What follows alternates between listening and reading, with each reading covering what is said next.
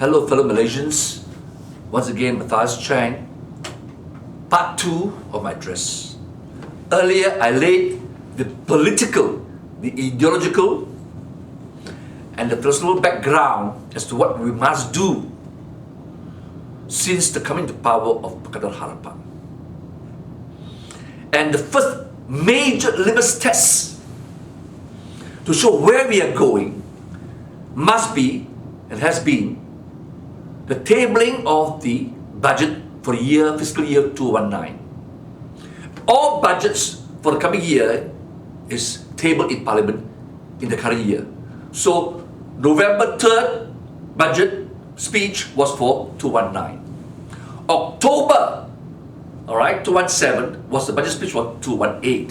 Okay.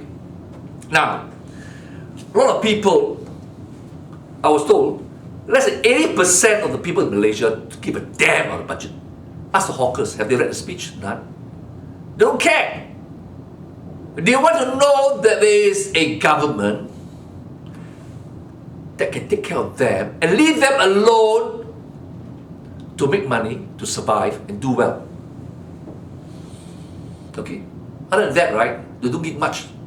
Okay? Attention to the budget.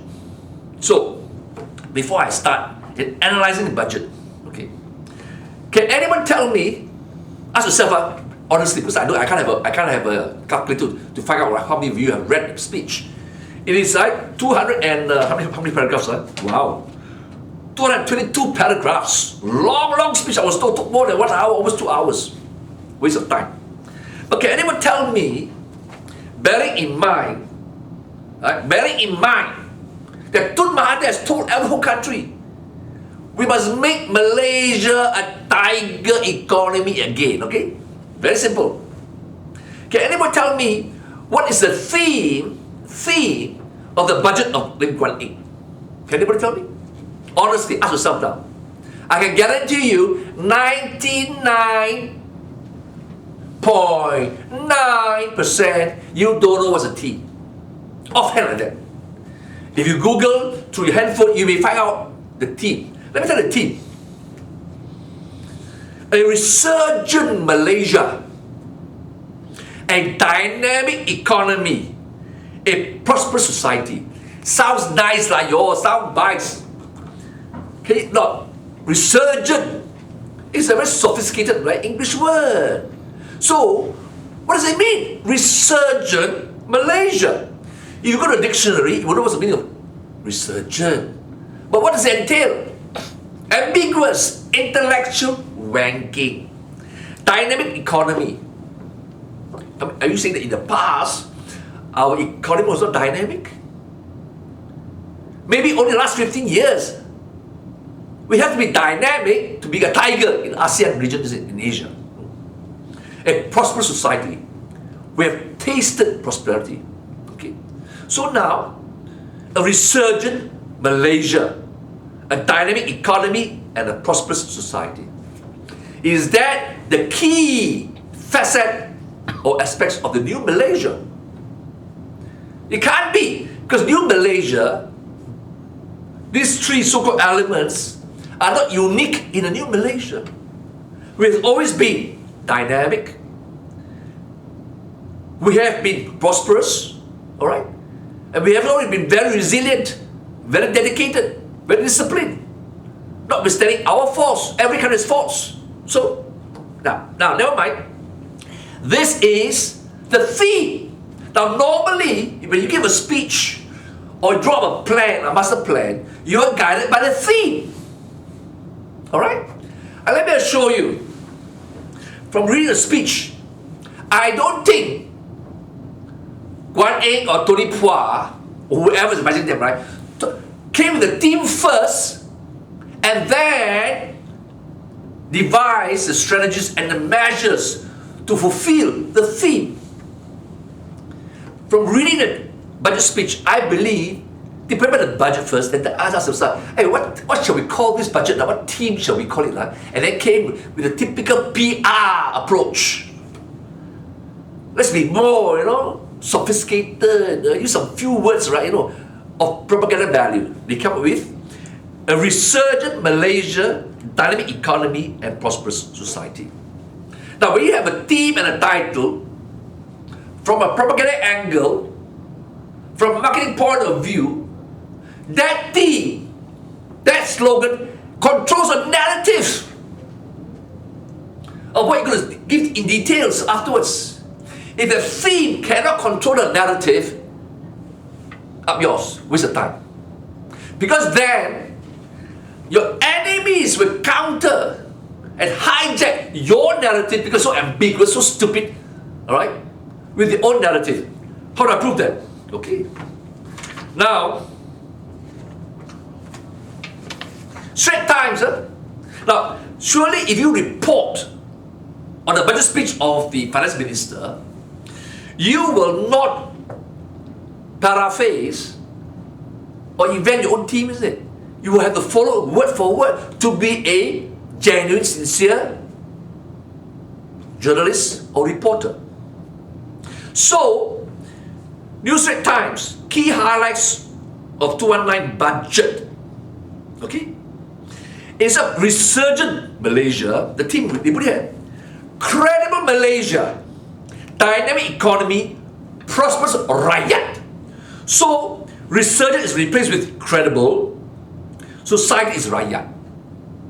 Now, I don't know whether how, if Lim Guan Eng translated or his people, the Bahasa Melayu version of his speech to resurgent Malaysia and not credible, prosperous society and not rakyat.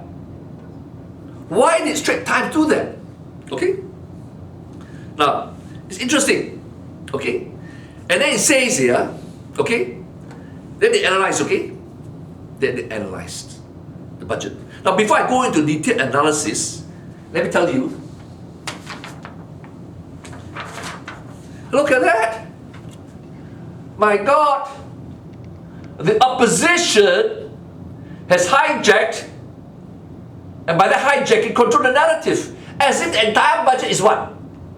Can you imagine this? Of course, Star is an opposition newspaper. BN control. But why? Now, is this a theme of the budget speech? No, isn't it? Huh? Go ahead, fill them up. And that's all different kind of cars, right? And must be saved on petrol subsidy. Hey, you're getting all the subsidy for your cars. Go ahead, fill them up. Morning, please wake up. Huh? Hey, Tony Pua, I was told you spent 6 months without pay. Something like that, right? I received a message, And don't have hours, right? You didn't sleep, right? Except 4 or 5 hours a day to prepare this budget, right? This budget has been destroyed, hijacked with this narrative. Because why? You don't understand how message must be controlled. Narrative is controlled. Never mind. Okay. So, go ahead. Okay, fill them up. You see? As again, what the country can do for you, not what you can do for country. You saved. Look at this again. Resetting the economy. Totally different from the team, isn't it? Again, you see? What the country can do for you. Give the tongkat, subsidy, mentality. So you be grateful to Big Brother. Ayo. Right? So, may I address to Tun Mahathir and Anwar Ibrahim, who is now the president of PKR and so-called PM in waiting, de facto leader. For heaven's sake, Tun Mahathir, lead. Strengthen the mindset of your people. You cannot say, I cannot be like last time, I must get a consensus. There is consensus and consensus. But on some fundamental principles, you lead. You do not compromise just to be seen as having a false consensus. See, as a result of your leadership, what happens?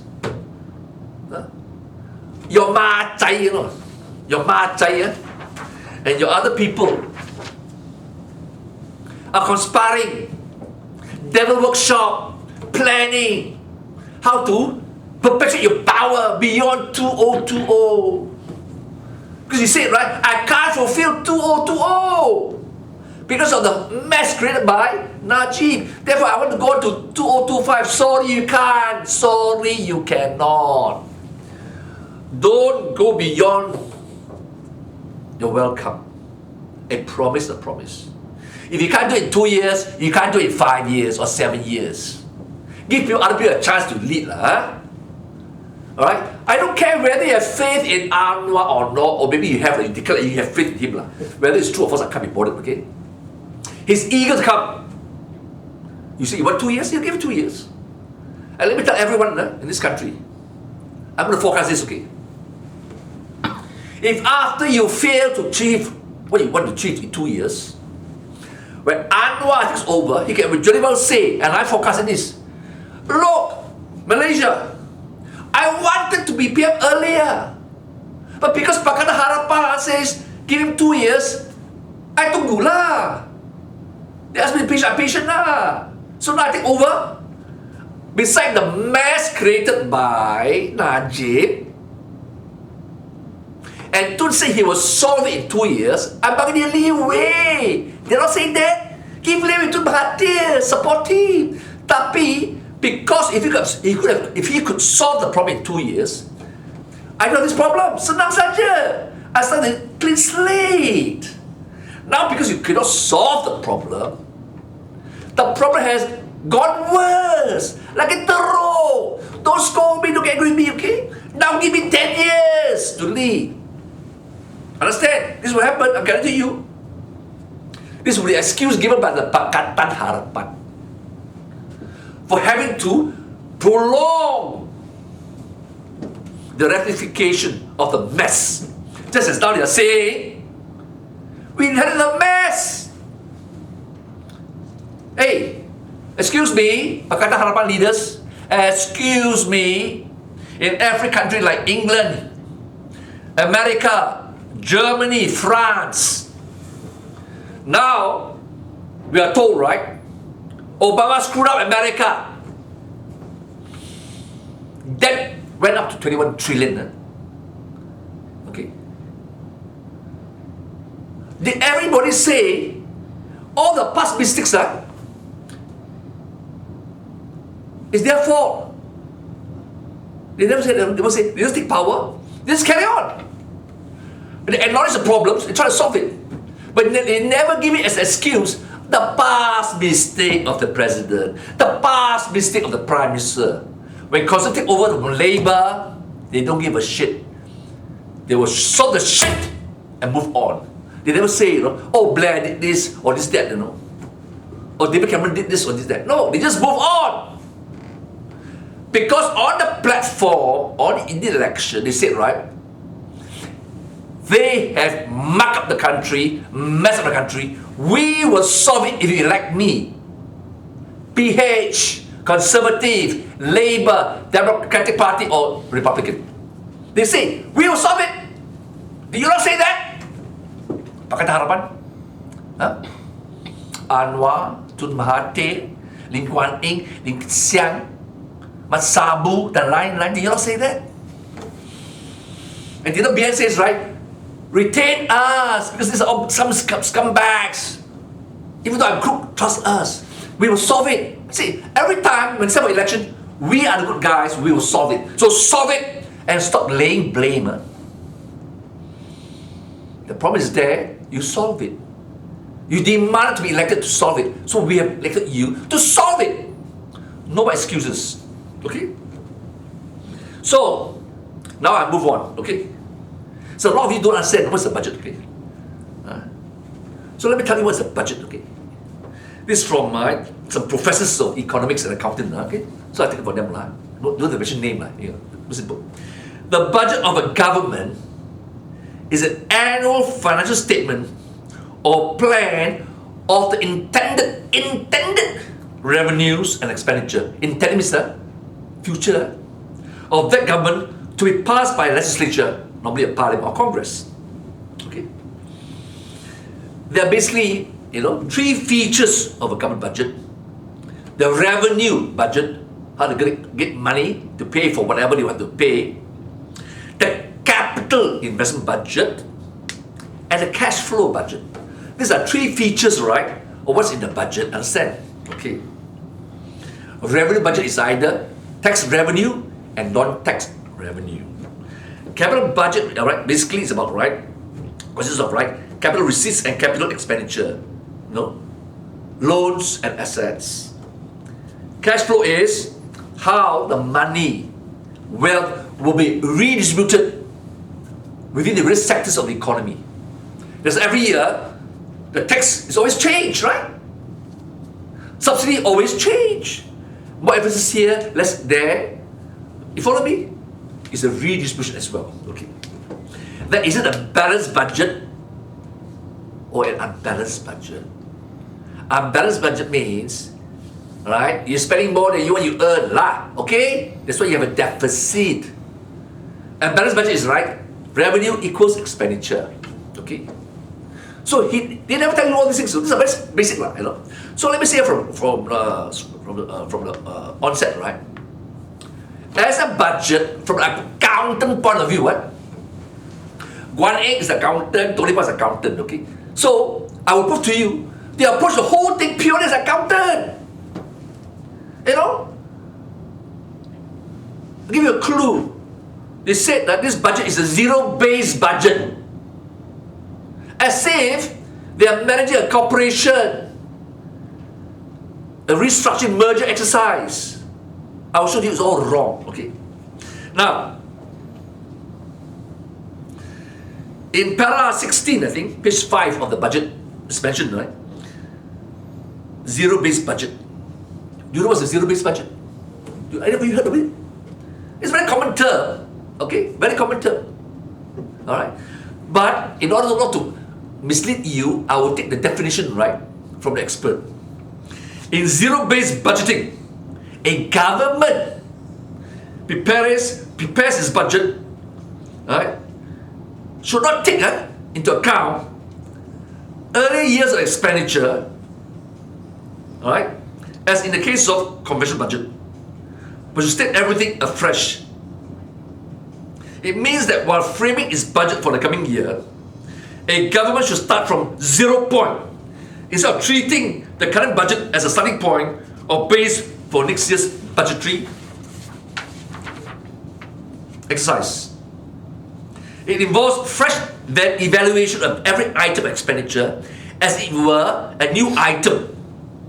According to Professor Peter Farah, the concept of zero-based budgeting is an operating planning and budgeting process that requires each manager or minister to justify a budget request in detail from scratch. Repeat that. A zero-based budget, be it for the country or a company, requires a minister of each ministry or each manager of a department of the company to justify a budget for their ministry or for their department or division, a request in detail from scratch. Okay?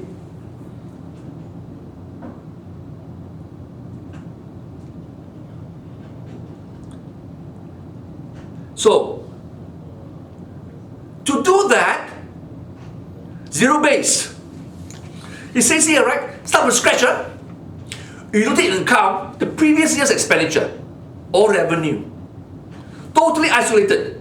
You look at it today as brand new, virgin. You have a blank sheet of paper. Okay.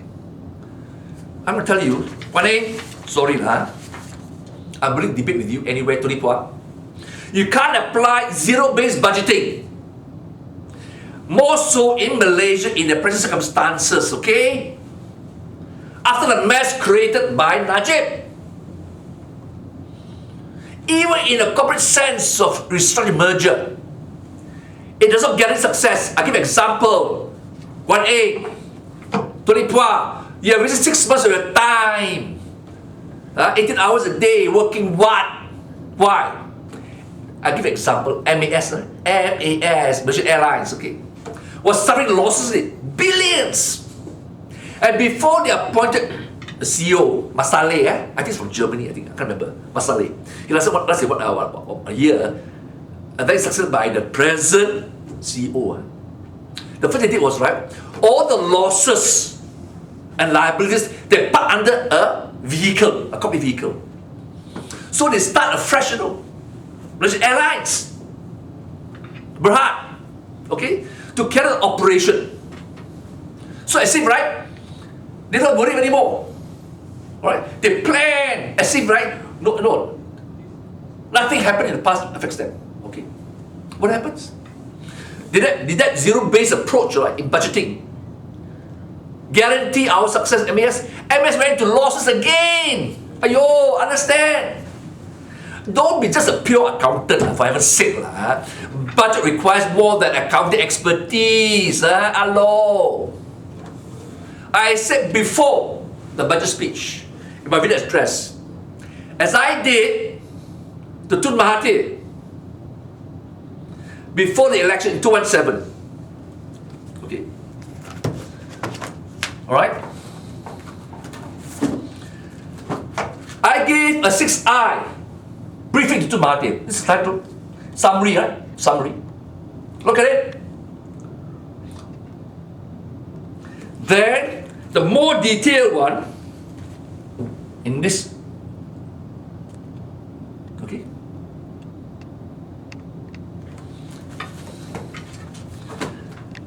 And then, I also give other analysis.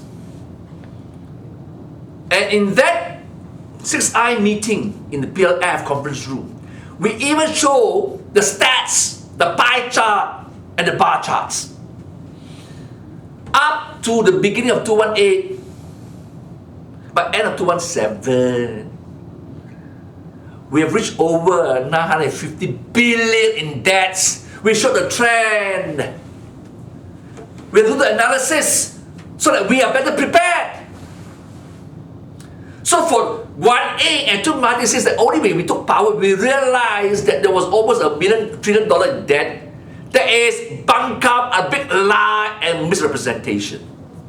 I can't accept that because I worked my ass out with my friends to deliver the analysis. To say you only know after you took the power means I failed you. I did not do my duty as a friend. We did our duty. So don't you dare say to Mahathir that you didn't know about, right, the $1 trillion debt after election in May. Bullshit! This is my proof. And I challenge any one of you $1 million to prove I was wrong. And then what happened after this presentation? Remember to Mahathir? You said, can you give me more charts? More pie charts, more, right, bar charts? And we did that, didn't we? To the top leaders of your party, didn't we? Bloody hell. And thereafter, we took the trouble. This is a report by IMF, published October 2018, way before the budget. Bank of Interest Settlements, okay, June 2018, and the list report, quarterly, September 2018. From this analysis, you get a whole picture, globally and domestically, in stark terms. Zero-based budgeting. Well, you have been in a corporate area, right? Tony Pua? Show me one rescue, restructuring, merger, where you just park the assets and conveniently forget it. And start a fresh virgin. Yes, look nice. You know why? Do you know why, my dear fellow Malaysians, Lim Guan chooses this method? Because you want to show by year 2020, the last year of Vision 20, he didn't have to look back to 219. Because 219 is zero-based. Fresh. He don't have to account 1 year performance in 220. You look very nice. But I can guarantee you, you look rather foolish. You look very stupid. Because as a common sense manager, strategist, a visionary, you always look to history to show you how to go forward in the future. Past, present, and future are interconnected. But zero-based accounting, as per the expert says, right? You look at the present. From the accounting point of view, okay? Not accrued, accruals, whatever. I'm speaking in general terms, so that you can understand the broad outlines, okay?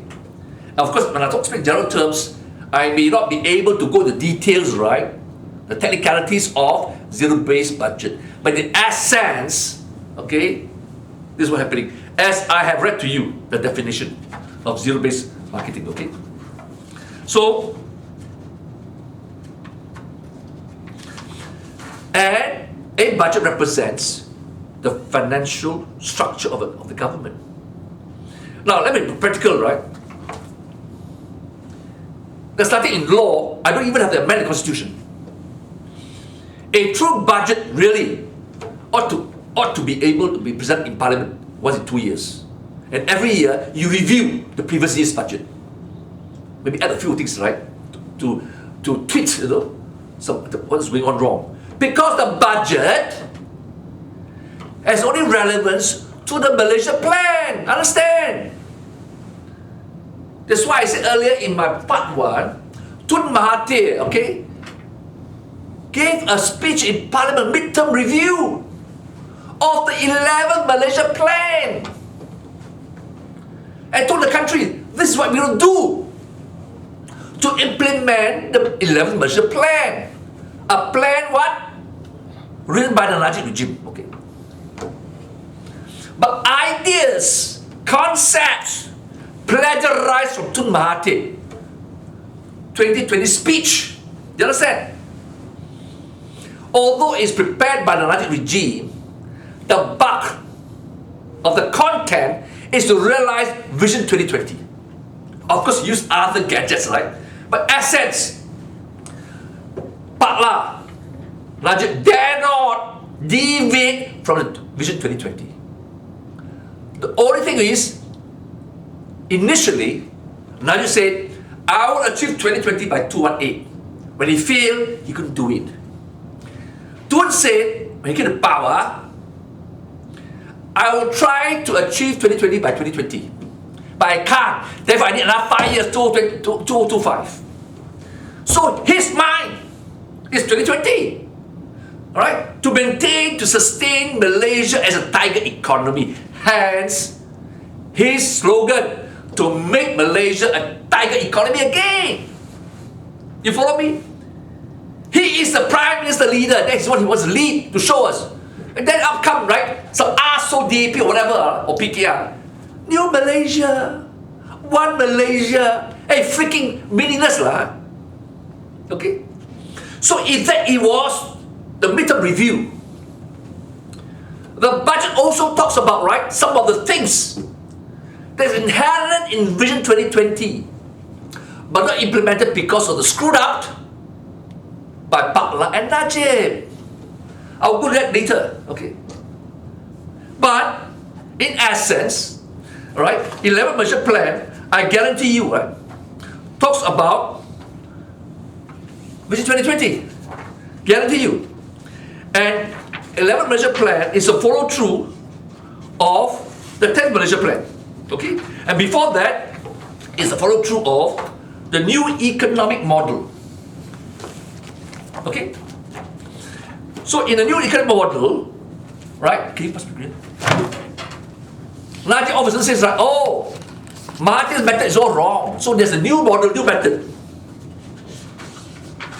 Okay.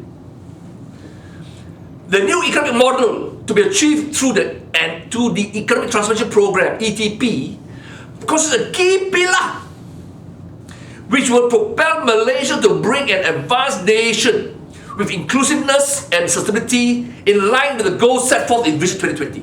NEM, ayo, don't remember? New economic model is how to achieve Vision 2020. Then he whacked you, your Najib, no? The old growth model must change. Malaysia has reached a defining moment in its development of path. the government has crafted a blueprint to move the country towards its next stage of development that is based on 4 key pillars. Oh, yo. See, I don't know why, 1A, why you adopt the style, the character, the texture of your budget speech, like every other BN finance minister. Same style, even the paragraph, the terms you use, the slang, the cliche. So, in a new model, okay, first pillar, okay, your focus, the first pillar, people first performance. Second pillar, a government transformation program. Third pillar, new economic model. Fourth pillar, 10th Malaysia Plan, 2011 to 2015. Okay. So, says what? No. Low skill job equal low wages. Skilled jobs are more often synonymous with high wages. Therefore, what the is that? High income per capita. Meaningless, irrelevant. Per capita. Arab countries, right? Small populations, there. All revenue very high, is it? So, per capita income is very high, is it? It doesn't reflect, right, the well-being and the wealth of the country per capita. Understand? Bullshit. Never mind. Then, the new approach, growth through productivity. Hey, without productivity, you think 20 years of Mahathir rule, we will have not achieved all we have achieved as a target economy. Private sector-led growth. Huh? My God, same as Mahathir's Vision 20. Localized autonomy in decision. Cluster and cluster-based economies. Mahathir talk regional growth, he call it cluster. Okay, change the words. Favor technological capable industries and firms. Asian and Middle East orientation. Retain skilled professionals. Blah, blah, blah. So, 4 pillars, whatever have you, right? You know, and 8 strategies, you know, and 3, I don't know what you call it, like, you know, high income, inclusiveness, sustainability. Okay. So, 10 Malaysia Plan, while achieving the objective 2020, has an added target: make Malaysia a 10th high income nation. Okay. 11th Malaysia Plan. The 11th Malaysia Plan 2016-2020 is a final 5-year plan in a journey towards realizing Vision 2020. Launched in 1991. Vision 2020 launched in 1991. Vision 2020 envisions Malaysia as a fully developed country along various dimensions: economics, political, social, spiritual, psychological, and cultural by the year 2020. The 11th Plan reaffirms the government's commitment to a vision of growth that is anchored on prosperity and well-being of the rakyat.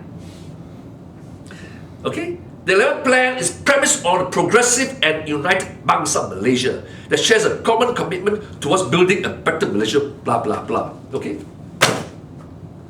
So, there you have it.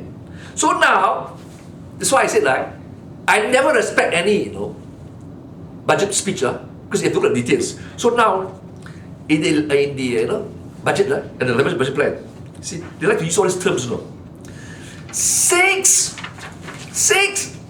strategic trusts. 6, Okay. Guan talks about 12 strategy. Enhancing inclusiveness towards an equitable society. Improving well-being for all. Accelerating human capital developed for an advanced nation. Pursuing green growth for sustainability and resilience. Strengthening infrastructure to support economic expansion. Re-engineering economic growth with greater prosperity. Oh my God, that game changer. 1. Unlocking the potential of productivity. Uplifting B40 households towards middle class society. Enabling industry-led technical and vocational education and training, TVET. Embarking on green growth. Translating innovation to wealth. Investing in competitive cities. So, you see, they use all these terms, right? Strategies, game changers. So coming back to Guan Ying's speech. So instead of right strategies, right, whatever, game changer, he says, 3 main thrusts. As reported by NST, but in his speech, he talks about focus. You understand? He talked about 3 focus. Okay? Cliches. First focus, to implement institutional reforms. Second, to ensure the social economic well-being of Malaysians. 3, to foster an entrepreneurial economy. All these are in Vision 2020. Then you have 12 strategies. Strengthening fiscal management, restructuring and rationalizing government debt, increase government revenue, ensuring welfare, quality of life, increasing job opportunities and marketability, improving quality of healthcare services and social welfare protection, increasing disposable income, education for a better future, initiating a new economic power, grabbing opportunity to face global challenges, redefining government's role in business, ensuring economic fairness and sustainable economic growth. Now these 12 strategies, right, actually is reported by NST. NST is very dishonest. In the first verbatim, he copied from Lim Guan Ying's speech. 2, okay, verbatim. 3, he changed. NST, 4, verbatim from Guan Ying's speech. 5, change. 6, change. 7, change. 8, verbatim the same. 9, change. 10, he changed. Okay? 11, he changed. 12, he changed. That means, you see again, Straits Times was not honest.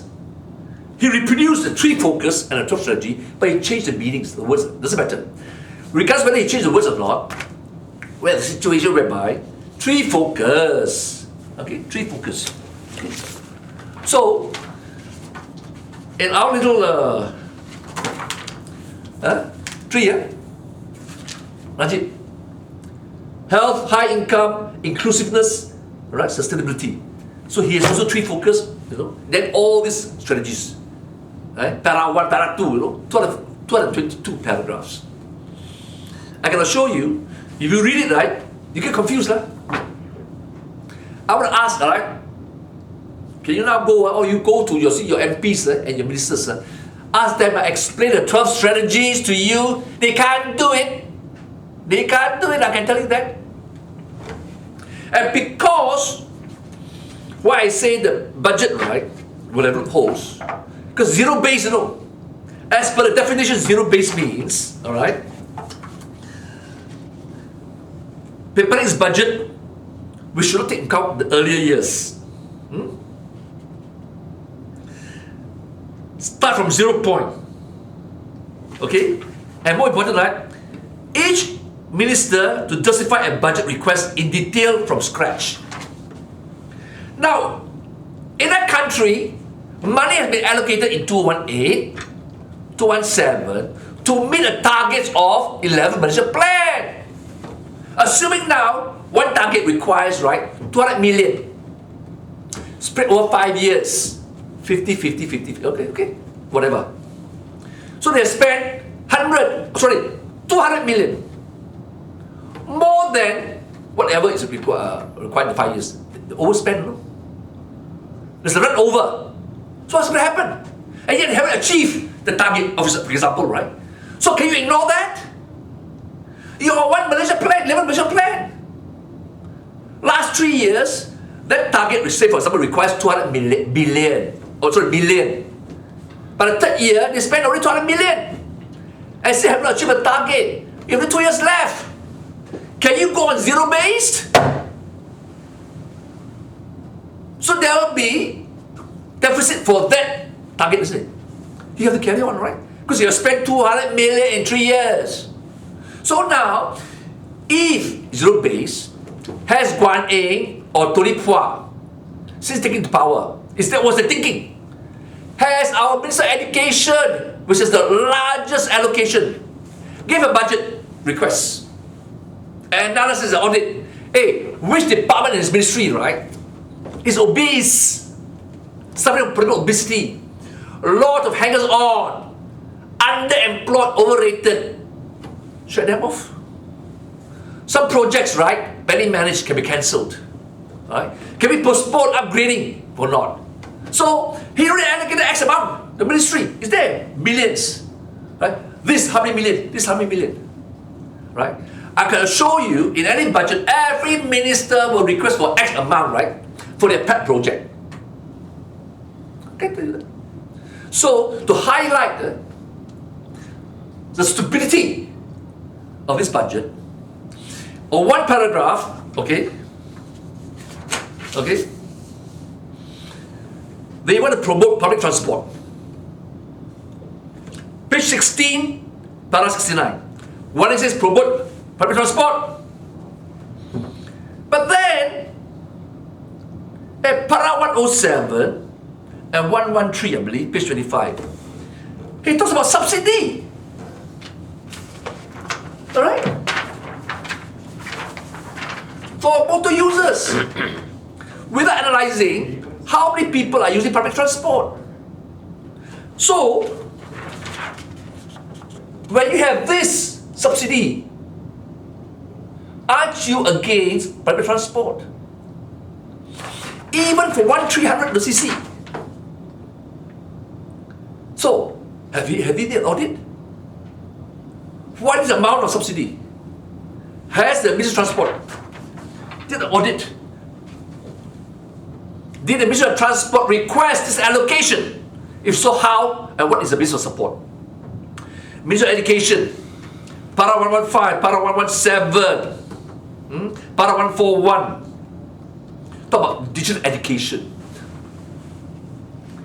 I tell you, it was so superficial analysis, right? It's not worth the paper it's written on. I have no time to go to that, right? But I have discussed before with Tun Mahathir about digital education. I can provide free education, completely free. Not these only loans, right, from all these brick and mortar universities. And you see that our people will leap, quantum leap in skills, education, expertise. Okay. Oh my God, huh? So, a lot of students are borrowing money to attend courses in various universities and colleges. Have you did an audit whether those courses are useful in the industry? Or were they given, loan approved, right, so as to feed the brick and mortar university so that they can earn money from these students? But asking them to do, right, irrelevant courses, unproductive courses, or employable courses, none. Because every university, I'm telling you, private and public, right, ask government to allocate students for them to their universities. Scholarships as well as non-scholarships, so that they have the pool of customers. Idiotic students who borrow to learn something which is of no use to them. Okay. So what structural reform are you talking about? Tell me, Guan Eng. Tell me what structural reforms are you talking about? This is one example. TVET, right, was a subject matter long before technical training. Now, you also allocate para 126, page 17. Okay? But it's connected by page 75.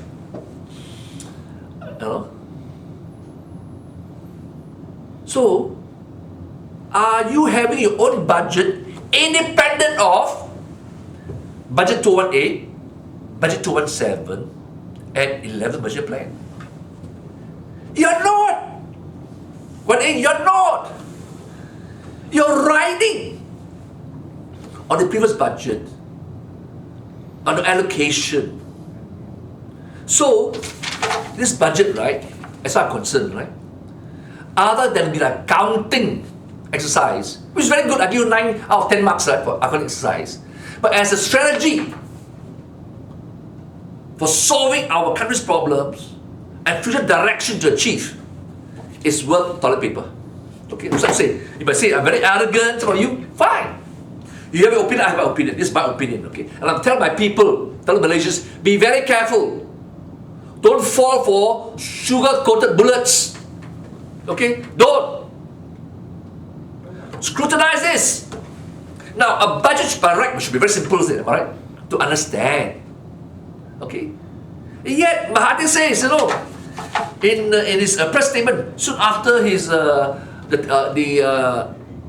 of the budget, Guane, Benagara, please go down, explain in more detail. That itself shows either to himself don't understand, or he knows that a lot of people won't understand. Why? Because all of a sudden, bow, zero-based budget, untried, never done before. India has tried, okay, no big deal. Still messed up.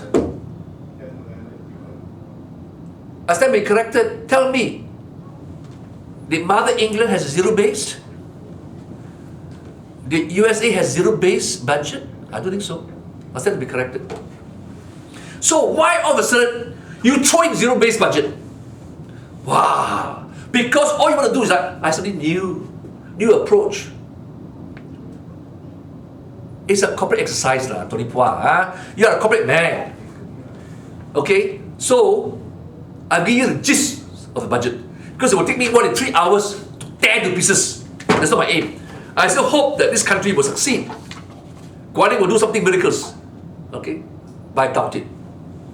So, in conclusion, may I give this, with humility, I say this to you, to Mahathir. Two things. You're surrounded by many people, A lot of them are leftovers from your previous administration, be it friends or, First of all, do me a favor. Don't listen anymore to your comprado friends, business friends, who lived on you to get projects, became very, very rich. Okay? They don't need a tongkat anymore. Don't need any more contracts to survive. 22 years of your feeding them. They can stand on 2 feet. They can't. They deserve to be buried. Okay? Just comprados, China, Kwai, Malay, whatever, or Alibaba, right? Stop listening to them, Whatever the advice they give to you is to serve their bloody invested interests. Also, to do me a favor, I know you don't do horse riding as often as before. But see, a lot of these people, they are kuda kaki. Don't do research. But they are very good at giving, whispers, advice. Sometimes in the form of kitchen cabinet, horse riding session, or kind of day, tarik, whatever. Can you exclude them from your circle of advisors? I can assure you they don't have content, they don't research. It's from vested interests. If I have friends who pass with them, because they know the friends of your kuda kaki is close to you. So they can whisper to you and plant ideas to you. Please get rid of them, please. What you need is 5-star researchers. People get research to give you the data. And for you to think. Okay? A lot of ministers, right now, they have no time to think or do research because their political secretary, as you know, Anwar Ibrahim to Mahathir, is look after your constituency, isn't it? They have no macro experience, no macro approach. So what you need is solid researchers, and they come less than a fraction of the cost of these ministers as assholes, glorified advisors. Hey, McKinsey, all these people, fresh from the university, think they're all that great. They write this kind of books, a lot of fanciful terms, no bloody experience, and they are paid in the billions. So, Tun Mahathir, Lee Kuan Yew, first thing, audit who are your advisors, your global advisors, which you paid billions. Cut them out. You have your own expertise in government, good ones. If not, our local people are very good. Try them, source them, do research and see. Alright? Why must you all depend on outsource, you know? And the worst of all investors, advisors, right, to Mahathir, Anwar Ibrahim, are your bloody bankers, especially investment bankers. Okay, they are making billions to government aid, okay, and help. Ask a question, right? If they make billions, how come when the crisis comes, right, they are shattered, right? How come? GLCs, and they come begging with a begging pool from the government. GLCs are too big to fail. Alright? So, do me a favor, Lim Guan Eng. I told the hard truth. Bumipra economy equals UMNO economy. Tunku Razale, Zahid all confess at the recent AGM UMNO. Billions, hundreds of billions are stashed away. You don't have the guts, you can't. Even you have backbone, right, to rectify this. Only a Malay leader. Because you are touching on a very sensitive issue. Bumipra economy equals UMNO economy. How do you solve this? By hopping cross over from UMNO? No! So what are you going to do? Have you addressed this issue? If not, why not? Most probably you don't have the mandate to touch that elephant in the room. And as long as the elephant in the room exists and not solved, I can assure you, your budget, right, is no different from any other previous budget, okay? Reduce taxes here, increase taxes here, give more subsidy here, take away here. Same lah, nothing new lah. I've read the budget many times. I compare to what? Largest budget, Tun's budget, Fala's budget, right? All the same style lah. Typical budget. That's why in November of 2017, because I was confident of the victory of Pakatan Harapan, I planned for Tun. This is what happened. Look at the track record. Look at the track record. Right? I even give an analysis from time 2002, just before he retired, the year. From 2002 all the way up to 2017. Because I was confident we will win. Then we must prepare the financial planning and get experts in to tell him. My response was what? Matthias, we have no time, it's not urgent. We will do that after election. Can you imagine? He said that to me. When I brought, right, I want to bring experts to come in, right? Talk about the future. Global and internal. Matthias, it's not urgent, huh? With other things to focus on, you know. Party assholes, huh? I know, they call it just what? Strategic advisors, whatever, you know. Right? They can't even address this huge elephant. Booming economy equals UMNO economy. UMNO has money, no power. PKR, Satu has power, no money. How do you solve it? Both are trying to get crossover. So with that, I do not apologize for my bluntness and my directness, because you cannot gloss over with sugar-coated pollutes like of such humongous problems. Okay.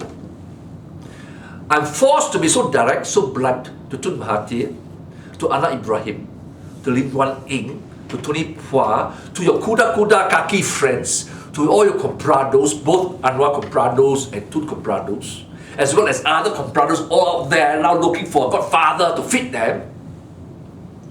Please, first thing, don't listen to them anymore.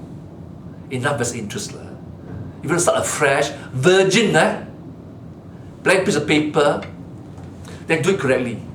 Dude, no one seldom has, God gave a person a second chance to rectify your prior mistakes. You're given a second chance. Don't waste time feeding your comprado friends, new or old, or any swing over from Najib camp. Same thing with Anwar. You either be your kuda friend or gold-wing friend, whatever friends lah. Alright? Be professional for once lah, you know. Get sincere people. Okay?